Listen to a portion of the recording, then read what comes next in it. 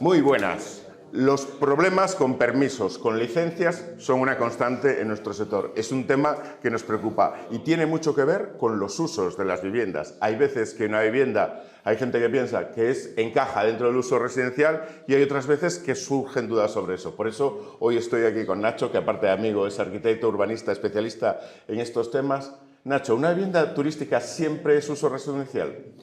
Depende. Depende mucho del municipio donde se implante. Bueno, la figura de vivienda de uso turístico, que ya por fin tenemos el mismo nombre para toda España, pues no ha sido definida nunca en un planeamiento general como un uso, como una actividad. Entonces ha habido algunos municipios, como puede ser Sevilla, como puede ser Bilbao, como puede ser Cádiz, que han decidido, bueno, pues modificar su plan general y decir que, bueno, pues que una vivienda de uso turístico es un uso terciario, ¿vale? Entendemos un uso terciario como aquel en el que se desarrolla una actividad que tiene que cumplir unas condiciones de ese uso terciario dentro de cada uno de los planes generales. Por lo tanto, tu respuesta es depende, como si yo fuera gallego igual. Claro, hay una idea muy curiosa con respecto al uso terciario, porque parece que hay como una alternativa entre el uso vivienda y uso terciario. En el uso terciario caben un montón de cosas, ¿no? Pues una cafetería, un hotel, un taller mecánico, 850.000 cosas parece que no se encajan dentro del uso terciario. Pero, por otra parte, hay en la cabeza de muchas personas la idea de que el uso residencial es como uso residencial, vivienda, y no cabe nada más dentro del uso residencial, ¿no? Parece que esto tampoco es así. Bueno, realmente no es así y es ahí donde creo que está el debate urbanístico, ¿vale? Porque si bien el uso residencial es dotar a la familia de un lugar, un espacio donde se desarrolle pues, esa actividad de lo que es la morada, pues cocinar para la familia, descansar en la familia, estudiar, trabajar, relacionarse, todo eso tiene un soporte muy claro y siempre lo ha sido. Y el único soporte válido para el uso residencial es la vivienda. Pero tendemos a hacer ese camino de ida y vuelta. Es decir, decimos que la vivienda, solo se puede desarrollar la vivienda al uso residencial y esto realmente no es así. De hecho, la vivienda de uso turístico por habitaciones, por ejemplo, como se dice en Andalucía, sigue siendo un uso que está entendiendo, por ejemplo, el Plan de Sevilla como uso residencial. Tenemos las viviendas tuteladas, tenemos las viviendas para estudiantes, tenemos que realmente no son cómo se define ese uso residencial, ¿no? La familia que desarrolla la actividad familiar más íntima o más privada dentro de un soporte. El soporte vivienda no tiene por qué ser solo un soporte exclusivo del uso residencial, puede ser también para un uso terciario determinado. Por ejemplo, un despacho profesional, que pongamos el estudio en casa.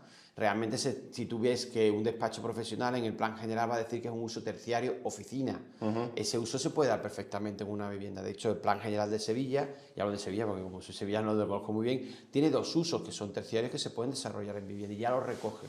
Con lo cual, ese uso como vivienda tutelada, oye, tutelada podría ser un tema también sociosanitario, ¿no? Como si fuera un geriátrico, pero sin embargo se llama vivienda y se produce o se da en la vivienda porque son usos que son muy compatibles, no solamente con el propio soporte que es la vivienda, sino también con el desarrollo del resto de normativas, como puede ser incendio, como puede ser el propio planeamiento, que se pueden desarrollar en vivienda sin mayor problema.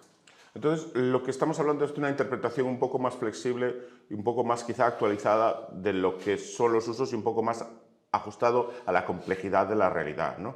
Que no haya una relación tan unívoca entre residencial y vivienda, ¿no? Exacto, es decir, más que no haya una relación, porque la hay, de mucha, digamos, de mucha relación y muy clara, que es ese primer camino, ¿no? El camino de ida residencial que se dé en vivienda. Ahora, ¿podemos utilizar la vivienda para otras cosas? Entendemos que sí. En un mundo en el que ahora mismo pues todo va tan rápido, en el que hemos sufrido, nos han cambiado mucho los criterios con la pandemia, que se vio, por ejemplo, en este sector, cómo de pronto, con una rapidez casi que de inmediatez, se transformaron viviendas que estaban alojando turistas, se convirtieron en alojamiento de trabajadores, por un lado, alojamiento de familias que, bueno, pues que necesitaban pues cambiar de sitio o que necesitaban en un momento determinado segregarse por circunstancias, por proteger a su familia, y esa rapidez de la vivienda para ser soporte de ciertos usos terciarios muy compatibles y muy parecidos al uso que realmente hacemos las familias de las viviendas, creo que es donde está la clave. No creo que un cambio de uso que requiere un procedimiento en un ayuntamiento, un procedimiento de que haya que poner qué normas voy a cumplir ahora sí, actualizamos la vivienda. Son tal complejidad y tan absurdo que lo lógico es pensar que el otro camino, el de decir la vivienda solo se puede usar para uso residencial, creo que le quita toda la flexibilidad a la vivienda que realmente podemos hacer uso de ella. Flex living, personas que vienen a trabajar, personas que son desplazadas durante varios meses, para profesores, por ejemplo, es un tema muy claro, ¿no? Que los profesores que vienen este año lo destinan a este instituto o al otro, pues ese tipo de usos de esa vivienda que no son vivienda principal, creo que es lo que hay que proteger, esa flexibilidad. Entonces, ¿y cómo está evolucionando la normativa? Porque tú estás siguiendo muy de cerca el caso de Sevilla y hay una cosa que a muchas personas nos preocupa y a mí me preocupa, y es que el hecho de que si se va por la vía del cambio de uso es cuando, digamos, con la ley en la mano destruyes vivienda, porque así que tú coges un edificio que legalmente, con todas las de la ley, es una vivienda que cumple todas las condiciones, todos los trámites, pero si tú le aplicas un cambio de uso, ya no es vivienda. Y es una cosa que muchas personas no entienden. Cuando tú le aplicas el cambio de uso, has destruido la legalidad del uso anterior y has creado la legalidad del nuevo uso. Ya no es vivienda. Como siempre digo, el urbanismo es difícil de explicar. Entonces, que nosotros tengamos Pero tú lo explicas. Yo lo explico. El tema está en que hay que entender cómo evoluciona el urbanismo. El urbanismo ha ido evolucionando en el sentido de que las necesidades que tienen las familias para la vivienda y las condiciones higiénicas que se deben dar en una vivienda, de iluminación, de ventilación y de ese tipo de cosas, han ido evolucionando. Entonces, viviendas que se hicieron en el 73 aplican lo del 73. Viviendas que se hicieron en el 87, pues lo mismo. ¿Qué es lo que ocurre? Que si yo ahora le quito el marchamo de vivienda a la vivienda y la convierto en un despacho, no voy a decir un vivienda turístico, sino un despacho profesional o un gabinete de odontología, pierde la condición de vivienda. Entonces, aquellas cosas que no cumplen los parámetros actuales hace que no pueda haber esa reconversión otra vez a vivienda. Y de hecho, lo que ocurre es que efectivamente desaparece la vivienda. Y no solamente desaparece, sino desaparece sobre todo la posibilidad de que volviera a ser. Claro, cuando la normativa municipal obliga para que una vivienda se dedique a alquiler turístico se reconvierta en uso terciario, eso nos implica que en el futuro, cuando esa vivienda quiera volver a ser residencial, ¿será posible o no? Exacto. Exacto, y lo normal es que si la vivienda está en los centros históricos de las ciudades, esos centros históricos que tienen un patrimonio edificado antiguo, que se construyó y esas viviendas pues eran de la abuela y ahora pasaron a tus padres y ahora son tuyas, pues que esas no se puedan reconvertir. Es que el problema realmente es que se está haciendo una planificación para prohibir o limitar, no para ordenar. Es decir, yo cómo puedo parar que de pronto todos los días haya 50 viviendas nuevas en Sevilla destinadas a uso turístico. Pues modifico mi plan general. ¿Y qué es lo que puedo hacer que lo limite o lo prohíba? Pues vamos a decir que es de uso turístico, perdona, uso terciario. Entonces hay que hacer un cambio y lo que estoy haciendo es limitando. Sin embargo, si nosotros planteáramos que efectivamente sigue manteniendo el uso de vivienda, pero que se da dentro de un uso terciario y hay que hacer una licencia de apertura, por ejemplo, en el que se compruebe que cumple las condiciones tanto de una como de otra. La primera de vivienda es que tenga una licencia de ocupación y la otra es que las condiciones que en cada plan general diga, pues nada más que te puede estar en planta primera segunda, tiene que tener una sede independiente o cualquier cosa, complicarlo de tal manera que no perdamos ese valor, que en España ahora mismo no hay vivienda suficiente y nos vamos a dedicar para el hecho de limitar, lo que estamos haciendo es destruyendo la posibilidad de esa flexibilidad de que la vivienda pueda seguir operando como tal, aunque su uso, el que se dé dentro, sea un despacho, sea un gabinete o sea una vivienda de uso turístico. Al final esa flexibilidad es clave, ¿no? Que la normativa permita que se adapte a la realidad y que, por ejemplo, esa decisión que en muchos casos hemos visto de personas que ponen una vivienda en alquiler turístico y luego la recuperan pues a lo mejor para uso propio o para uso familiar, que sea posible, ¿no? Porque si no, realmente estamos poniendo unas trabas que a lo mejor son necesarias. Y es importante que las administraciones empiecen a comprender esto, porque a lo mejor lo que dices tú, cegados por el ánimo de limitar, cortar o por esta alarma que se ha generado en torno a la vivienda turística, se han generado unas dinámicas limitativas que no permiten la mejor articulación de la vivienda en la ciudad, ¿no? Exacto, sobre todo lo que hay que pensar es que cuando vayamos a regular desde los ayuntamientos, porque ahora el tema urbanístico es competencia municipal, lo que se empieza a hablar de la palabra ordenar la oferta.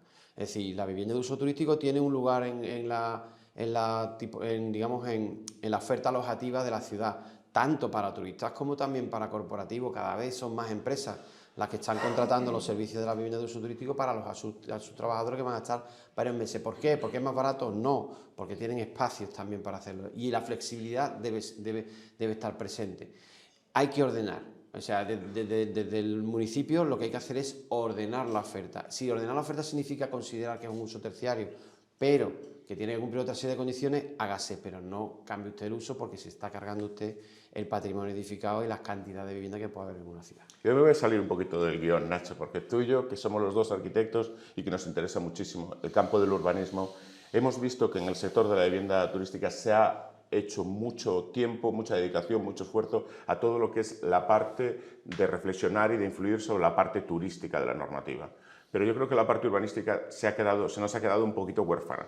Y yo creo que el sector tiene que entender que tiene que empezar a hablar urbanismo, tiene que empezar a jugar en el campo del urbanismo, porque hasta ahora las cuestiones se han resuelto a nivel autonómico vía autoridades turísticas, pero la autoridad urbanística de los ayuntamientos, de las administraciones locales, es innegable para regular los usos. Por tanto, el sector tiene que empezar a hablar urbanismo, a sentarse con los responsables de urbanismo y empezar a jugar esa partida, ¿no crees? Bueno, eso es una cosa que tú estáis haciendo, vosotros estáis haciendo muy bien en Sevilla. Efectivamente, la cuestión del urbanismo no solamente va a regular qué se puede hacer o no se puede hacer en una vivienda, sino también está ordenando la ciudad. Está permitiendo, puede controlar un número determinado de viviendas de uso turístico, qué es lo que quiere la ciudad y cómo la ciudad se quiere relacionar con el turismo. Y la mejor manera, la herramienta mayor que hay ahí es precisamente el urbanismo. Estamos intentando convencer, ya hemos medio convencido en Sevilla, pues al ayuntamiento de que ahora, que mañana por cierto,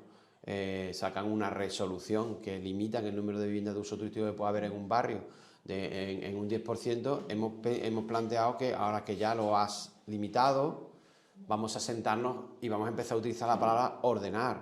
Es decir, el urbanismo puede hacer que el visitante y el residente dialoguen. Hay muchos mecanismos dentro del urbanismo que puedan hacer eso. Y es la manera más segura, sobre todo, jurídicamente más estable y que realmente puede poner las mimbres de que realmente se normalice que la vivienda se puede utilizar para otras muchas cosas, en nuestro caso y porque nos interesa, para la vivienda de uso turístico.